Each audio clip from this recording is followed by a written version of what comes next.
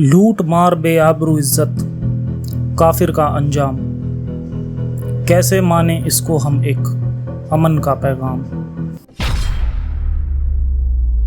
नमस्कार आदाब साथियों, मैं हूं आपके साथ ज़फ़र हेरेटिक, आपका दोस्त, आपका होस्ट। मेरी इस वीडियो को लाइक करें, शेयर करें और मेरे चैनल को सब्सक्राइब करें। साथ ही घंटी के बटन को दबाकर ऑल नोटिफिकेशन ऑप्शन को सिलेक्ट कर लें। आज मेरे शो में हम बात करने वाले हैं दिल दहला देने वाली इस्लाम की बुराई की। इस वीडियो को आप मेरी पहले वाली वीडियो का दूसरा पार्ट समझ सकते हैं, जिसमें मैंने इस्लाम के शांति के मज़हब ना होने को कुरान से साबित किया था। आज डिटेल में इसे कुरान और हदीसों से समझेंगे। इस्लाम में नॉन मुस्लिम पर अटैक करके लूट मार करना और उनके बच्चों को, औरतों को कैदी बनाना और फिर उनका रेप करना जायज़ है। इस्लाम को बहुत ज़्यादा शांति का, इंसानियत का, अमन का मज़हब कहा जाता है। और आज हम एक बार फिर इसको एक्सपोज करेंगे कि इसमें जुड़ने वाले लोग आखिर कितने इंसानियत वाले होते थे। सबसे पहले खुदा की डिवाइन बुक में देखते हैं कि ये क्या कहती है। कुरान चैप्टर नंबर 8 आयत नंबर 69। तो जो कुछ तुमने जंग में गनीमत का हासिल किया है उसे इस्तेमाल करो, वह हलाल है, तुम्हारे लिए अच्छा है, और अल्लाह से डरो।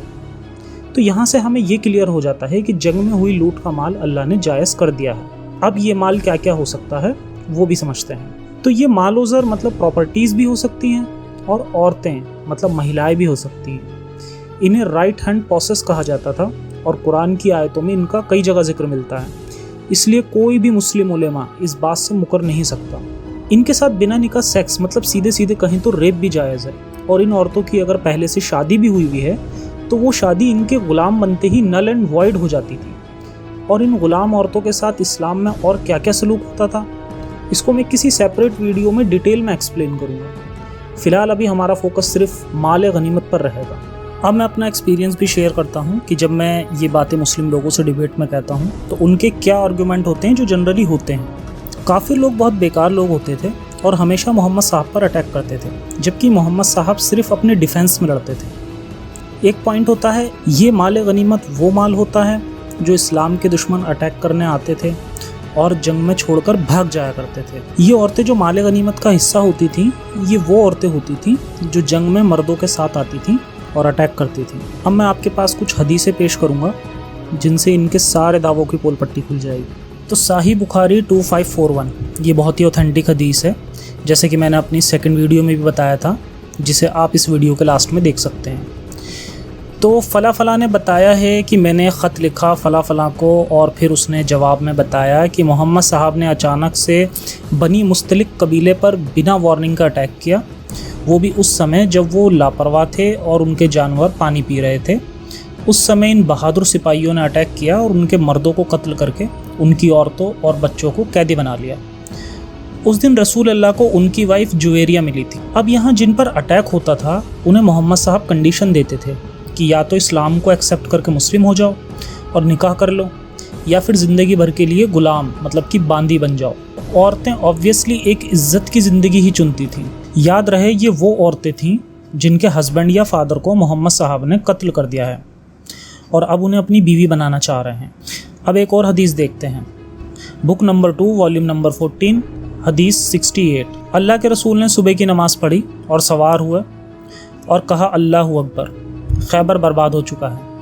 जब हम किसी कौम के करीब पहुंचते हैं तो सबसे ज़्यादा बदनसीबी की सुबह उनकी होती है जिन्हें वार्निंग दी गई होती है। लोग सड़कों पर आए और कहा मोहम्मद और उनकी फ़ौज। अल्लाह के रसूल ने जबरन उन्हें मारकर जीता और बच्चे और औरतों को कैदी बना लिया।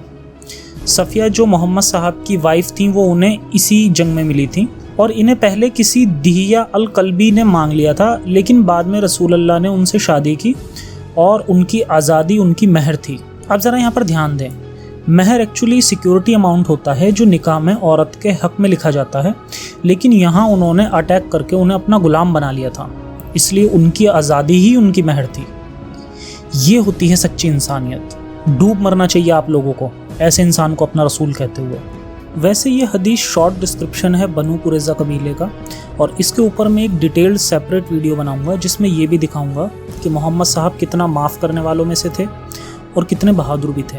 तो ये दोनों ही पॉइंट्स एक साथ कवर हो जाएंगे। अब यहाँ वो तीनों पॉइंट्स पूरी तरह से बेकार साबित हो जाते हैं जो मोहम्मद साहब को खुद से ना अटैक करने वाला, डिफेंस में लड़ने वाला और केवल जंग में जंग करने आई औरतों को गुलाम बनाने के जो पॉइंट्स थे। और साबित हो जाता है कि मोहम्मद साहब भी लालची थे, लुटेरे आदमी थे, अटैक करते थे और बेकसूर औरतों को उठाकर शादी का ढोंग करते थे और उनका रेप करते थे। एक्चुअली उन्हें सब कुछ अलाउड था। कुरान की एक आयत है, चैप्टर नंबर 33 आयत नंबर 50। इसमें अल्लाह मियाँ फरमाते हैं कि ओ मोहम्मद, हमने आपके ऊपर हलाल की आपकी बीवियाँ, आपकी बांदियाँ, मतलब वही गुलाम औरतें जिनका भी हमने डिस्कशन किया, चाचा की बेटियाँ, फूफी की बेटियाँ, मामा की बेटियाँ, खाला की बेटियाँ और वो बिलीविंग वुमन, मतलब वो ईमान वाली औरतें जो अपने आप को रसूल अल्लाह को गिफ्ट कर देती थी। ये सारे ऑप्शंस केवल आपके लिए हैं और बाकी के लिए नहीं। बाकी के लिए वही 4 बीवियाँ और अनलिमिटेड गुलाम बांदियाँ। इसके अलावा यही हमारी डिवाइन बुक 2 जगह पर यह भी कहती है कि गुलाम और फ्री लोग इक्वल नहीं होते। तो ये हकीकत है हमारे रसूल अल्लाह की, जिन्हें दुनिया में सबसे बेहतरीन इंसान समझा जाता है। तो मेरी मुस्लिम भाइयों से अपील है कि प्लीज़ आप लोग इन उलेमाओं के, इन स्कॉलर्स के बहकावे में ना आएँ और इस्लाम की सच्चाई को खुद से समझें, खुद से कुरान की और हदीसों की रिसर्च करें और फ्री माइंड से इंसानियत के तराजू में तोलें। तब आपको खुद पता चल जाएगा कि क्या सच है और क्या झूठ। मैं ये नहीं कह रहा कि इस्लाम में सब कुछ बुरा ही बुरा है, मुझे भी पता है कि कुछ अच्छी हदीसें भी हैं, लेकिन इसका ये मतलब बिल्कुल भी नहीं है कि हम बुरी हदीसों को और तालीम को इग्नोर कर दें। हम इस डिवाइन बुक को खुदा का लास्ट पैगाम मानकर प्रिजर्व करते हैं और इसमें चेंजेस नहीं होने देते। लेकिन जो टेररिस्ट लोग होते हैं वो इन्हीं बुरी आयतों का और हदीसों का रेफरेंस लेकर पूरी इंसानियत के लिए ख़तरा बन जाते हैं। तो अब हमें ज़रूरत है जागने की, देखने की, तोलने की, समझने की, इन घिसी पिटी पुरानी रद्दी किताबों से अपना पीछा छुड़ाने की और विज्ञान के इस दौर में अपने कंट्रीब्यूशन देने की। तो मेरे नॉन मुस्लिम दोस्तों से मेरी अपील है कि ज़्यादा से ज़्यादा मुस्लिम लोगों तक मेरा पैगाम पहुँचाएँ। हमें नफ़रत नहीं करनी, सिर्फ सच्चाई बताकर लोगों को सही रास्ते पर लाना है। हमें एक इंसानियत की दुनिया बनानी है जिसमें लोग सिर्फ इंसानियत को मानेंगे, ना कि किसी हज़ारों या लाखों साल पुरानी किताबों में लिखे उस समय के पुराने किस्सों को। बाकी आज के शो में इतना ही। फिर मिलते हैं एक और एपिसोड में किसी और टॉपिक के साथ। तब तक के लिए सुरक्षित रहें, सेफ रहें, अपनों का ख्याल रखें। जय हिंद, साइंस हाफिज़।